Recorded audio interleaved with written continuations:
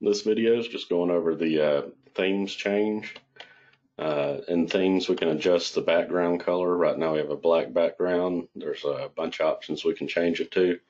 Reason you would want to do this is, say you had some colors that were hard to see on a white background that you might could see better on a black background. So without having to adjust the layers in the CAD file or anything, it's easier just to change the theme.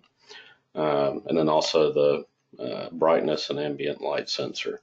So right now we have a black background. If we wanted to change the theme, we would hit exit,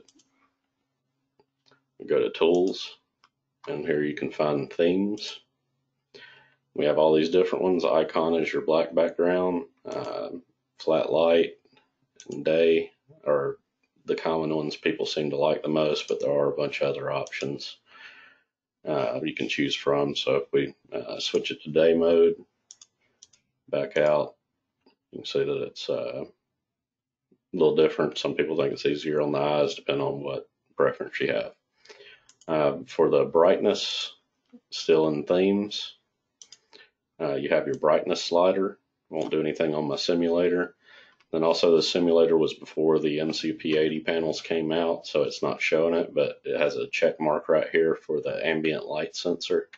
If you have that checked, if you're doing some night work, so on a heavy highway project, you can click that. As the sun goes down, it'll adjust the brightness accordingly, so this thing ain't blinding you during night work.